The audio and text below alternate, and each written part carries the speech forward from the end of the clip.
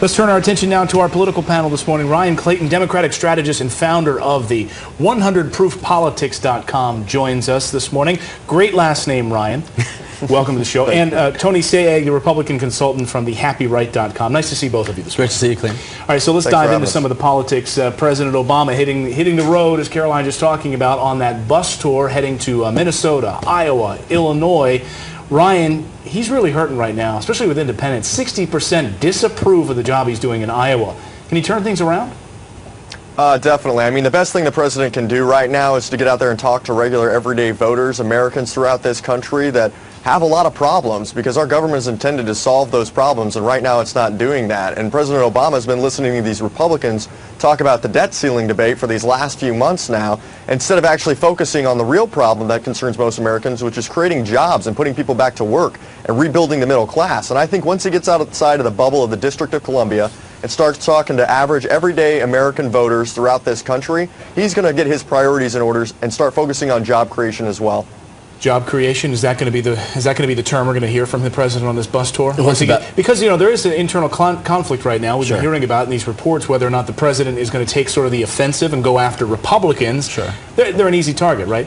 Congress in general, 14% approval rating right now. So it seems like maybe that's the only target he has to hit right now. Or is he going to just talk about jobs and take the offensive away from Republicans? Well, the problem with the president is that the public blames Congress and the president. They blame Washington for the problem. So he's kind of complicit in this negative attitude toward the lack of people inside the Beltway to do their jobs, which is why, listen, every president, or frankly every incumbent in any office, likes to go back out there, see the people in their districts, or in the case of the president, tour the country. But jobs is something he's not talked about at all for 2.5 years. It's not as if all of a sudden he's going to go out on the campaign trail and have this epiphany that that's what Americans care about. We have a horrendous job number, 9.1% in unemployment, real unemployment closer to 16+%, and the president has failed to really lead. That's the problem in the country today. People understand that we have a bad economy, and people understand it's not only Barack Obama's fault, but he is the president, has been for quite some time, and has failed to really offer any meaningful solutions, and the few things he has done, stimulus and nationalizing health care, have hurt the economy by every measure. So he has to go back out there and start explaining. Contrast that with Republicans running for president who are finally getting their sea legs, Clayton. This is the story of this week. The Republican field is shaping up, and they're taking some real hits on the president. And we'll talk about that Republican field in just a second. I'm glad you brought up some of the points that the president has done before, the stimulus and other things. I want you to all weigh in our chat room right now. Log on to live.foxnews.com. Jump in the chat room. What do you want to hear from the president? Will anything he can say sway your opinion about the president going forward in 2012? Ryan, I want to get your response to what Tony was just talking about, which is this idea that the president needs to be targeting and talking about jobs. But really, what can the president do? It seems like, if you read the front page of the Washington Post this morning, there seems like there are so few so few arrows left in the president's quiver. We've already talked about the payroll tax, right? The extension of that. We've already talked about the stimulus. What can the president do to create jobs overnight or in a few weeks? Well, first of all, it's not President Obama who crashed this economy. It was Wall Street gamblers playing with our financial security and trying to make a quick buck, cashing in the prosperity of America for the next 50 years so they could have enormous profits, windfall profits, and excessive CEO compensation. So I think one of the things we can do is start looking at those folks and saying, well, they got a lot out of this deal. Maybe they need to put a little bit back into American prosperity, and we could raise the tax rates, as Warren Buffett has called for today, and saying that the rich should pay their fair share too. And he's coming at it saying, look, I pay less taxes as a percentage of my income than my secretary does, and there's just something wrong with that equation. And when those people start paying their fair share, and when we start, making corporations pay their fair share as well, which would be up to $100 billion in extra revenue every year, then we could put that directly into a jobs program, and then we could put Americans directly back to work. We could hire people to do the things that we need to do in this country. We could hire teachers, we could hire cops, we could hire firefighters, and that is a jobs program. That's going to inject demand into the economy, and you know what else that's going to do? That's going to put people on the street with money in their pocket ready to spend, and they're going to go spend that in their small businesses and their local businesses around the country, and that right there is the only thing that is going to get this economy back on its feet. No, well, the most immediate thing the president can do, and I've suggested this as a benevolent gesture, also as a small business person, as a self-interested gesture, the president could say for the remainder of his term there are going to be no new regulations and no new taxes. The uncertainty in the tax code and the regulatory environment in Washington is what stalls the growth of businesses, Clayton. That's the problem, number one. Number two, what Ryan just said is one of the most tired talking points. This is why you see the president at 39%. People don't buy this class warfare argument any longer because it's just simply not true. And if you want to make the claim he just made, tax millionaires and billionaires, tax the rich, you're going to get $100 billion. You know who that $100 billion includes? Any individual making $200,000 a year, not a millionaire or a billionaire, or any couple that files $250,000 jointly. These are the working people in America as well, particularly in a lot of the metropolitan areas. If you want to go after their revenue, you're not going to have that revenue every year. It's not $1 billion of recurring yearly revenue. The way you increase the amount of revenue the government gets, which, by the way, after the Bush tax cuts in 2007, the federal government received more revenue than any other point in history, is by changing the tax code, not arbitrarily making these class warfare arguments of just raise taxes on the rich. That'll solve the problem. It won't. But Tony, which you're shows dodging you the it's not question. You're serious. dodging the question. Why should somebody that makes over $250,000 a year pay less in taxes than the secretary does? That doesn't make any sense. What you're talking Everybody should pay their Ryan, fair share. You're clearly, this is America. We shouldn't let people cheat their way out of their taxes, and we're seeing the results of allowing people to do that for more than a decade. You're talking about hedge fund guys. You're not talking about people who make $250,000, of which there are probably 200 in America who do what you're talking about, which is they take their income as part of a capital gain, so they pay the capital gains rate. So you agree that those hedge fund managers should pay their fair share? But you just misstated something, so you either are misinformed or are deliberately misleading people.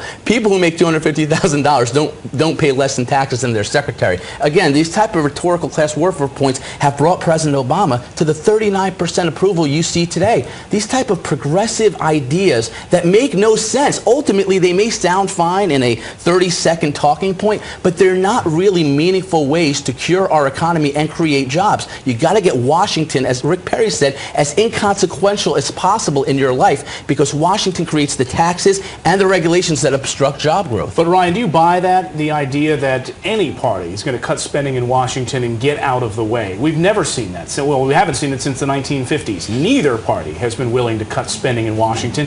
It always gets sidestepped, right? We cut pet projects or we do other things, but we never actually cut the heart of the matter.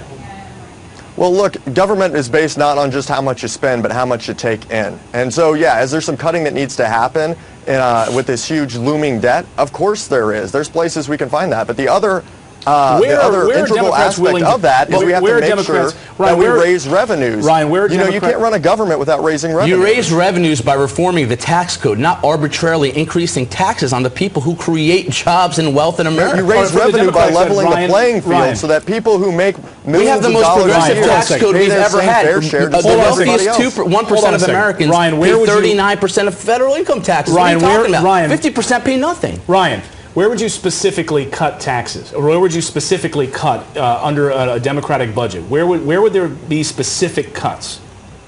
Well, I think one of the things you could probably cut is congressional pay salaries, because right now they're not doing their job. You know, we have all of these people running around Congress creating debates around ridiculous issues like the debt ceiling that throw our whole economy and the global economy into a tailspin. Medicare, those people definitely deserve a pay cut. What about especially Medicare, Speaker of the House John Boehner? Again, a very meaningless and empty point that won't solve one thing. But that's really what the left has been reduced to, Clayton, because there is no real appetite on the left to do anything meaningful right now. They're scared into paralysis by the fact that the president is completely unpopular, and he's tried to convince everybody through the influence of Larry Summers and Christina Romer that the only thing that helps this government is more stimulus. That's not true. What you need to do is get back on a fiscally disciplined track, securitize entitlements for the future generations by cutting their growth now, and get the Washington policymakers out of the way of businesses that create 70% of jobs in America today. Let's turn our You're not going to save Social Security and Medicare by cutting into them. And if you keep cutting in this economy, you're going to lead us into the second Great Depression,